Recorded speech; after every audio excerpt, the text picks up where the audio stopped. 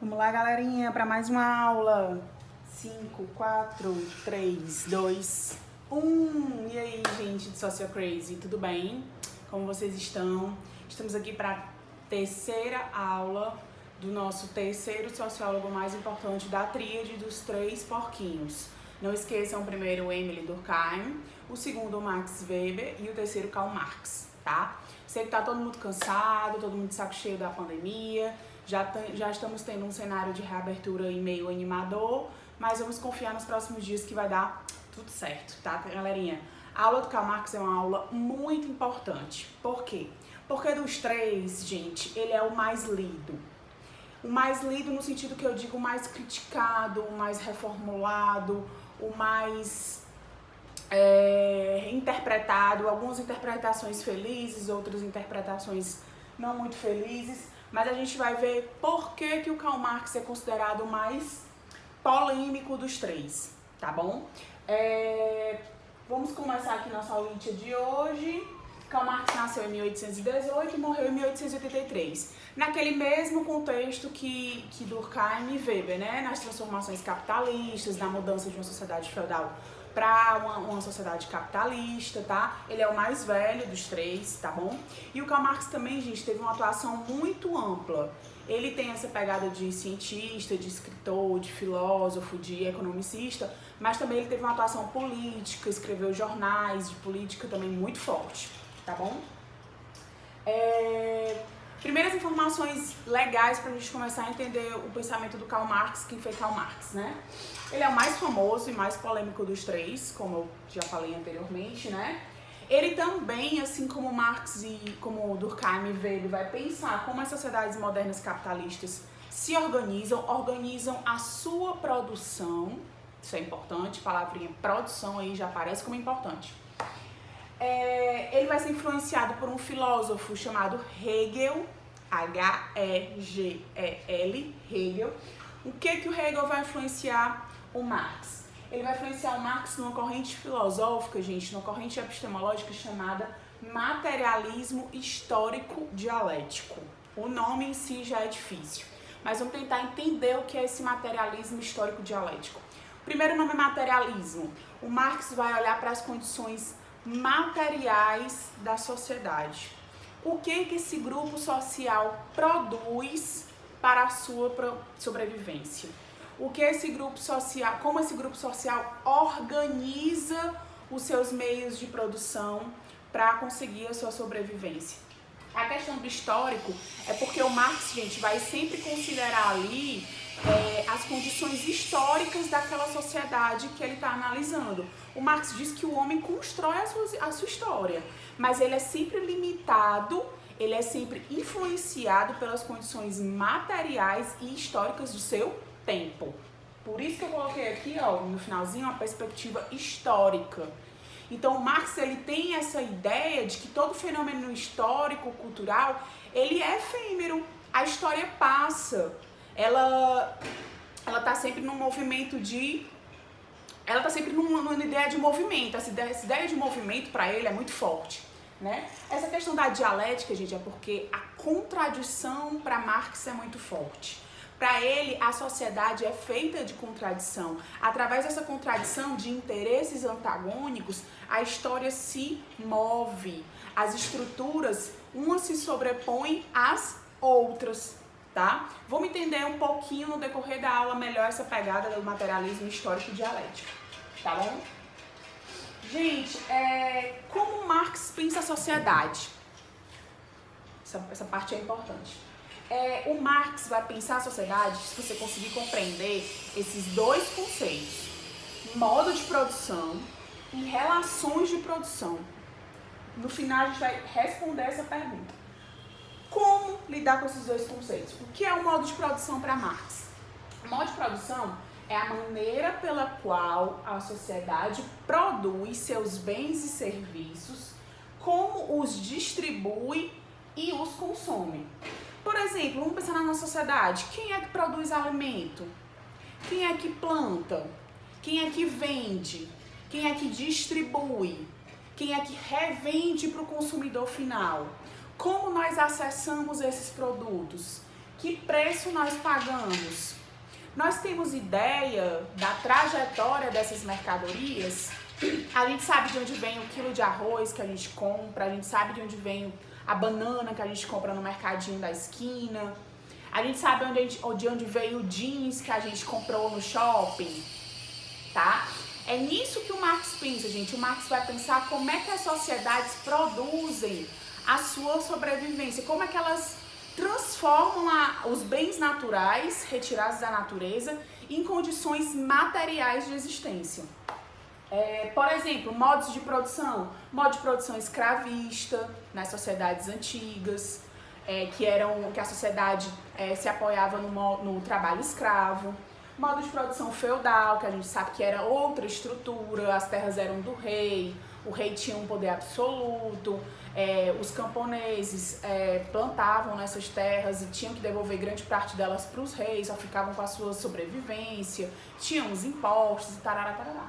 E o modo de produção capitalista, que vai ser o grande objeto de estudo do Karl Marx. O Karl Marx vai escrever um livro que se chama O Capital, volume 1 e 2, justamente sobre esse processo de como a sociedade foi se transformando e foi criando condições, que ele vai chamar de acumulação primitiva, para sair do seu modo de produção feudal e lançar as bases do modo de produção capitalista.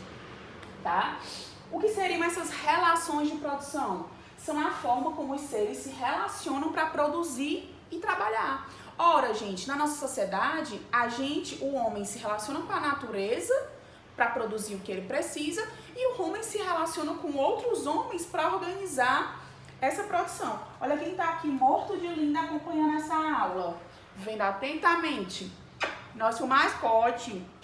Mamãe, eu adoro sociologia, mamãe. Né? Então, gente, para o Marx é fundamental entender esse compasso. Como o homem se relaciona com a natureza para produzir o que vive e quando o homem se relaciona com os outros homens para organizar esses meios de produção. Olha, você vai trabalhar nisso aqui, você vai revender isso aqui. Esses aqui são os consumidores. Como é que eles vão adquirir dinheiro para comprar tal coisa? De quem vão ser as propriedades privadas? Quem é que vai vender a força de trabalho? Estão conseguindo entender? Então, ó, como Marx pensa a sociedade? Ele vai pensar, a partir das condições materiais de existência. Diferente, a gente vai ver como essa perspectiva é diferente do Durkheim e do Weber. O Durkheim e o Weber estão ali pensando outros vieses. Ele tá pensando, o Durkheim está pensando na influência da estrutura social sobre o indivíduo, o Weber está pensando na ação individual, se bem que o Weber também estuda muito capitalismo, né? Mas o Marx vai por outro caminho que a gente vai entender melhor mais lá na frente. Então, gente, o Marx vai entender o que é esse capitalismo e o que está surgindo, né? Mas o que seria esse capital, na visão de Marx, né? São os meios de produzir. Os meios de produzir dinheiro, fábricas, ferramentas, terras, é tudo que a gente consegue extrair esses nossos meios de sobrevivência, tá bom? Um conceito fundamental para entender o pensamento de Marx, gente, são as classes sociais, tá?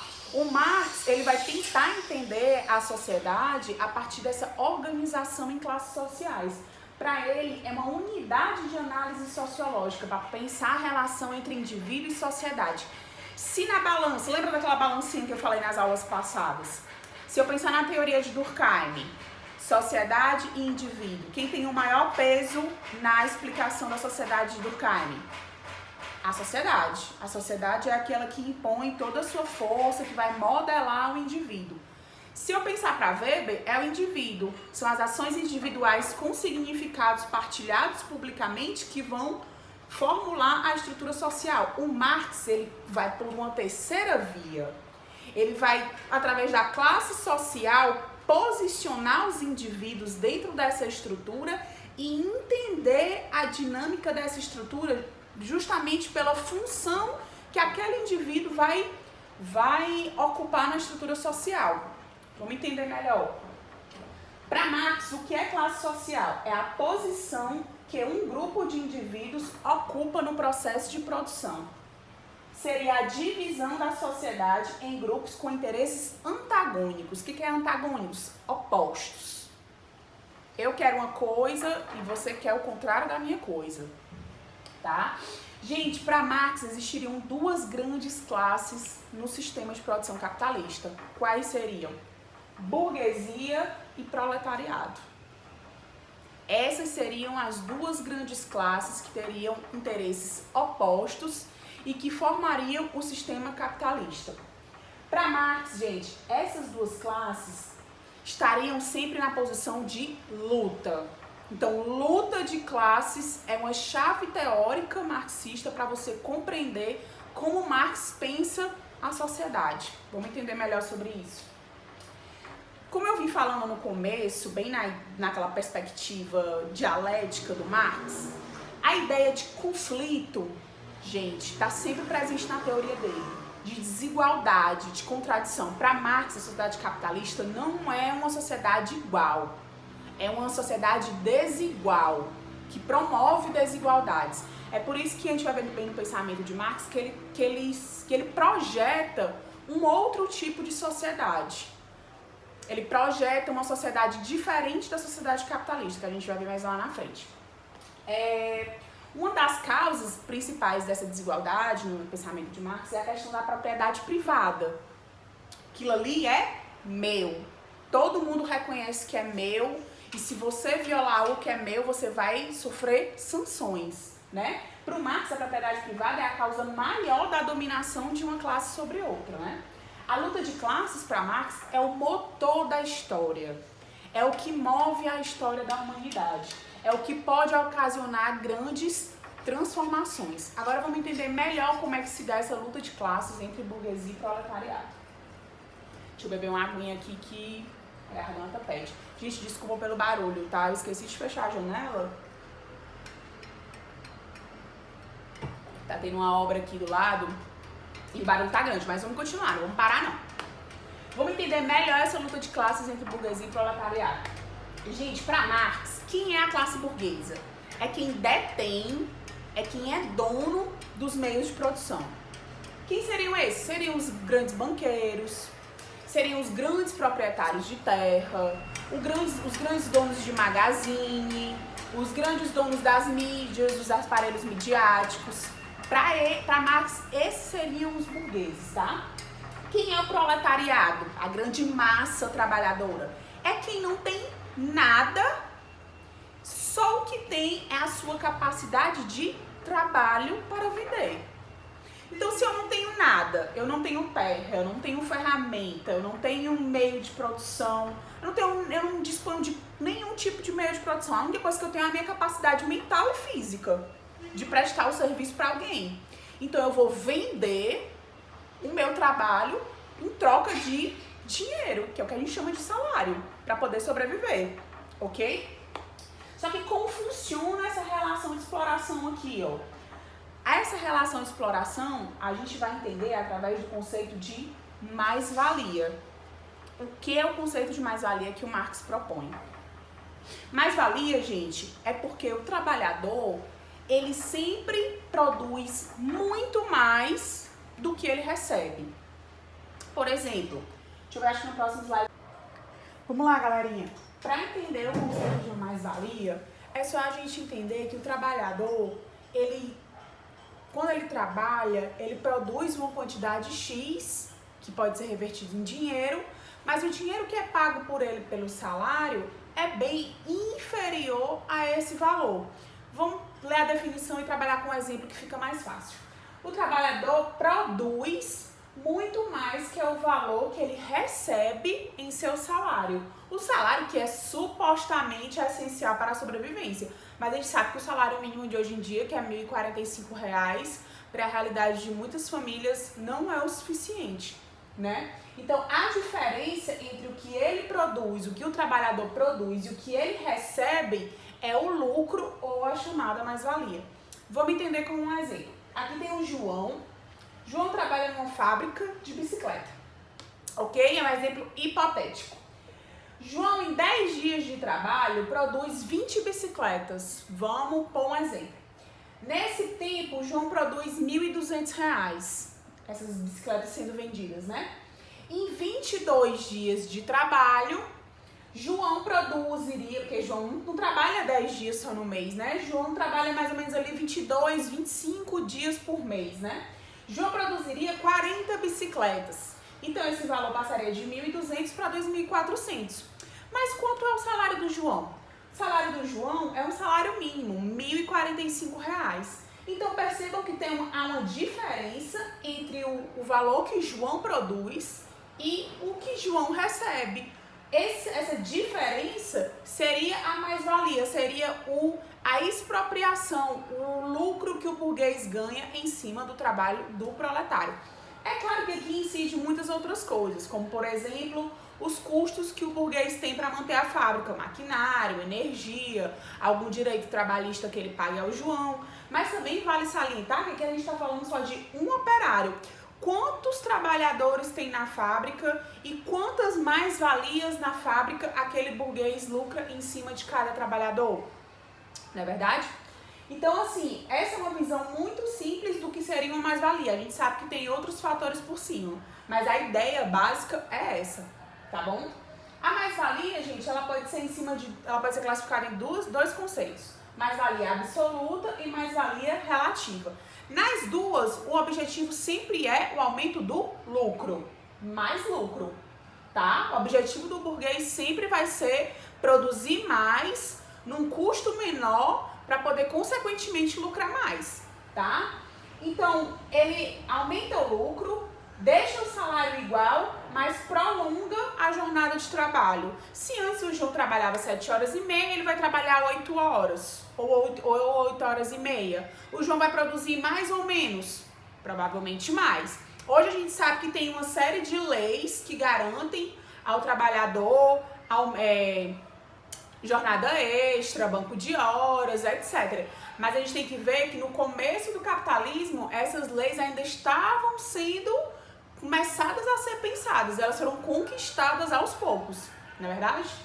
Aqui na mais-valia relativa, eu tenho um aumento de lucro, o salário fica o mesmo, mas eu consigo produzir mais por algum avanço tecnológico que eu acrescente ao meu processo de produção. Ora, isso aqui é muito comum nos nossos dias de hoje, né? Você coloca um maquinário mais moderno, mais robotizado, se num dia você fabrica 10 bicicletas, talvez você consiga fabricar 12, ou por aí vai, tá bom?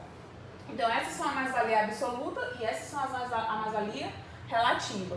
Gente, o trabalho, assim, como vocês podem ver, como Marx analisava muito o capitalismo e como o homem transforma, né, essa natureza em prol de sua sobrevivência, o trabalho é um conceito muito importante para Marx, né?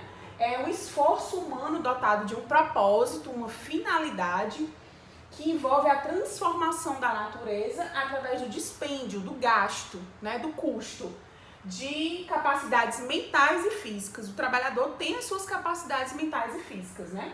No capitalismo industrial, o trabalhador é separado do processo total de produção, pois ele realiza apenas uma etapa desse processo. Vamos pensar no artesão, ali um pouco característico dos ofícios ali na Idade Média. Uma pessoa que trabalhava fabricando um sapato de couro, por exemplo, ele conhecia todas as etapas de produção.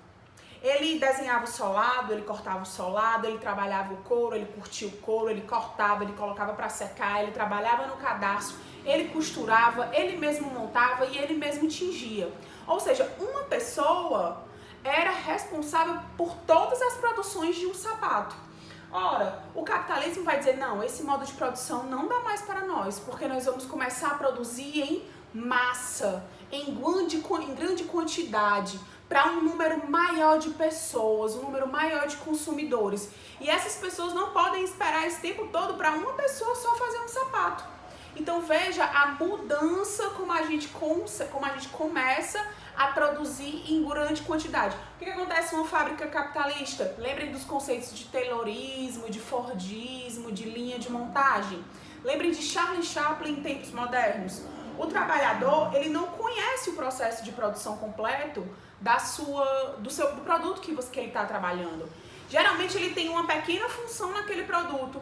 Por exemplo, numa bicicleta, o João não vai fabricar a bicicleta toda. Provavelmente o João vai ficar responsável pela roda, ou pelo guidão, ou pelo freio, ou pelo... enfim, qualquer peça da bicicleta. Se você pegar uma fábrica de costura de calça jeans, é pouco provável que uma operária fique responsável pela fabricação de toda a peça. Geralmente ela vai ficar ou com o zíper, ou com a bainha, ou com a lavagem, ou com a tintura, ou com o corte. Tá entendendo? Então, assim, o trabalhador teve seu ofício fragmentado. É nesse sentido que o trabalhador é separado do seu processo de produção. E ele também é separado porque ele não é mais detentor do seu produto final. O João trabalha fabricando bicicleta. Alguma bicicleta é dele? Não. Alguma bicicleta só é dele se ele pegar o dinheirinho dele que ele ganhou e for lá comprar. É diferente de outros modos de produção que a gente fabricava e parte do nosso produto ficava conosco, tá? O Marx vai também dizer, gente, que isso que ele quer dizer quando no capitalismo a produção não é do trabalhador. Outra coisa importante também é que no capitalismo, muitas vezes o trabalho acaba desumanizando o homem, porque ele não se vê no seu trabalho. É muito difícil para alguns trabalhos hoje em dia você encontrar um sentido, encontrar um objetivo, uma coisa mais ligada a você, mais subjetiva. Por exemplo, uma pessoa que só carimba documento. Como é que ela vai arranjar um significado? Como é que ela vai projetar, às vezes, até anseios pessoais em só carimbar documentos? Tá entendendo? Outra coisa também importante é a mercadoria tem sua trajetória histórica apagada, que foi uma coisa que eu falei antes. A gente reflete de onde vem a roupa, onde a gente compra. A gente pensa onde é que vem aquele cacho de banana que a gente compra no supermercado, aquele quilo de carne. Onde é que essa vaquinha nasceu, morou, foi cuidada? Como é que ela foi abatida? A verdura que eu tô comprando foi plantada aonde? Como é que aquele rádio que custou R$1,99 custa tão barato na prateleira? Por que um iPhone custa R$5.000? De onde vêm essas peças? Será que realmente são tão caras assim? Por que produtos da China são tão baratos?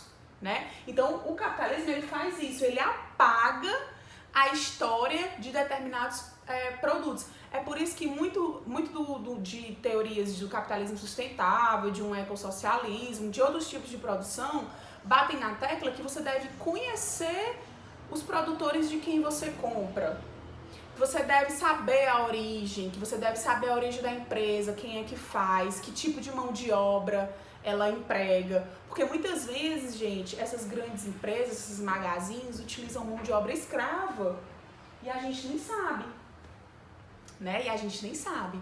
Por quê? Porque o capitalismo apaga essa trajetória. Ele não quer que o consumidor saiba e o consumidor, por sua vez, também já se sente satisfeito só em consumir e adquirir aquele determinado... Às vezes a única coisa que você quer saber é se aquela blusinha que você amou custa R$10.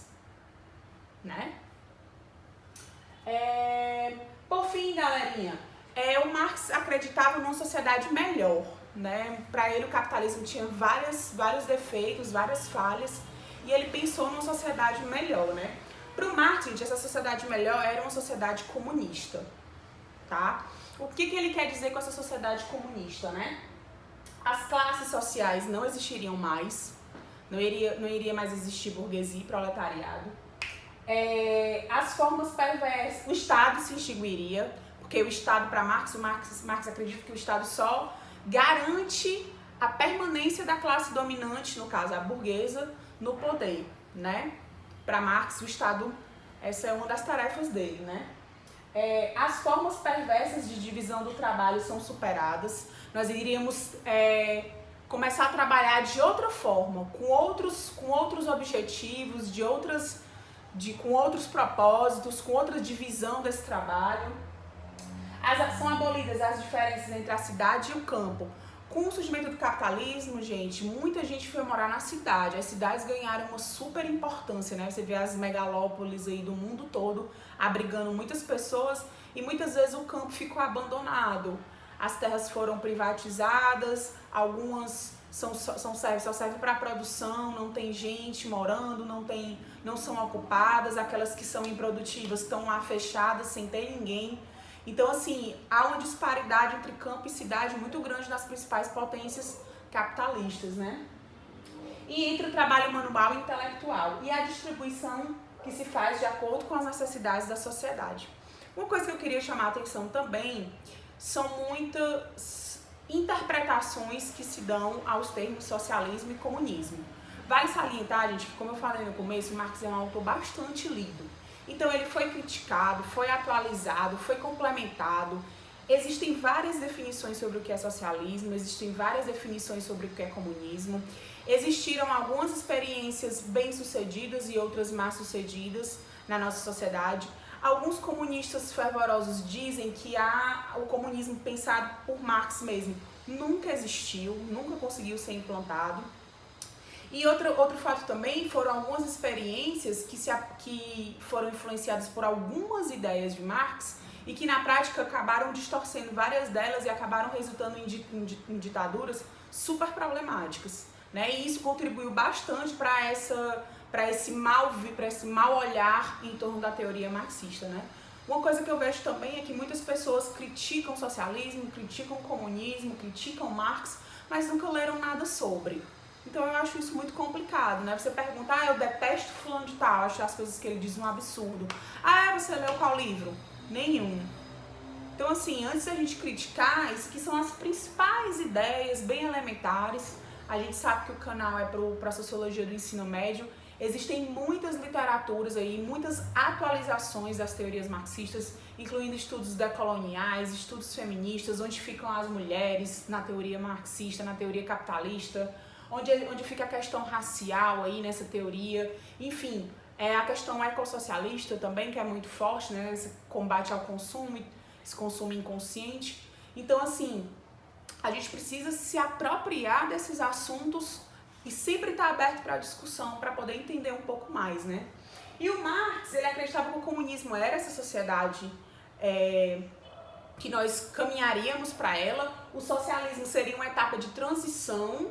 Ele acreditava que um dia o proletariado iria tomar o poder através de uma ditadura do proletariado. Há quem diga que esse termo não foi muito feliz e originou várias outras más interpretações, né, da teoria dele, e que através dessa ditadura do proletariado, onde o proletariado teria tomado consciência da sua classe, nós conseguiríamos reverter esse meio de produção capitalista e reorganizar os nossos meios de produção, as nossas relações materiais de produção, né? Outra coisa que eu vejo muitas pessoas que criticam Marx é que elas continuam criticando Marx com os olhos do capitalismo, porque ele está tão entranhado na gente que às vezes a gente não consegue se descolar, né? Então, assim, é uma teoria que super vale a pena. Eu acho que ele é um crítico que desnuda o capitalismo como poucos fizeram, mas ele não pode ser tratado como nenhum outro autor, como um Deus que tudo que fala é verdade e que precisa sempre de críticas e atualizações para poder sua teoria ser vivida e ser viva no dia de hoje. Tá bom? Palavras-chave para a gente concluir. Modo de produção, o modo como a sociedade se organiza para prover os seus modos de subsistência. Classe social, a posição que o indivíduo ocupa nas relações sociais de produção, se ele é burguês, se ele é proletário. Luta de classes, os interesses antagônicos que essas duas classes têm, né? A relação de exploração que essas duas classes têm. Trabalho, que é justamente essa ação que tem um propósito, que modifica a natureza, que envolve a capacidade física e mental do trabalhador. Alienação, que é esse processo de separação do trabalhador do seu processo de produção e da sua mercadoria. E mais-valia, que é o conceito que ele usa para explicar como se dá esse processo de exploração do burguês sobre o proletário, né? Quando o trabalhador produz muito mais do que ele recebe. É isso, gente. Essas são as principais ideias do nosso velho barbudo, que não é o Papai Noel, que é muito amado por uns, odiado por outros. Eu espero que vocês tenham gostado através do Social Crazy. Um beijo, saudades, tia Lara ama vocês. Tchau, tchau.